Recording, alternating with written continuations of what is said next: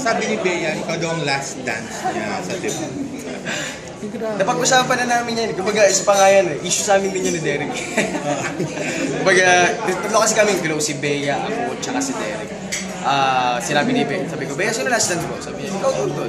Kasi doon din si Derek. Tapos si Derek, ganyan. Kasi kami ni Bea, hindi naman Derek sa pag-ano. Pero kami kasi ni Bea, mas alam namin yung kaduluduluhang sikreto ng isa't isa. Kumbaga mas, hindi naman sa pagka-iisip ko sa ibang tao, kala nila may secret relationship o ganyan. Legit best friends kami. Sobrang tingin ko sa kanya, baby sister ko, gano'n. Kumbaga yung tiwala namin sa isa't isa, 100%. At ang tagal-tagal na ng friendship. Tagal na, since Twin Hearts pa lang. Ilang years na yung Twin Hearts? Siguro mga 4, 5 years na rin. 5 years na rin. Since then, magkaibigan na talaga kami ni Bea. Bakit hindi na-develop into something na mas mataas na level?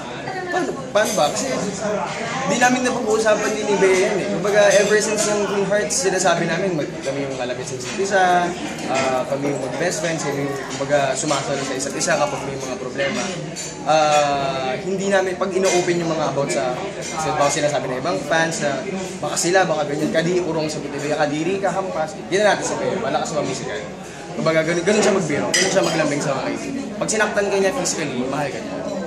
Pero how do you feel na ikaw yung choice ni Bea for her last dance? Natuwa ako syempre.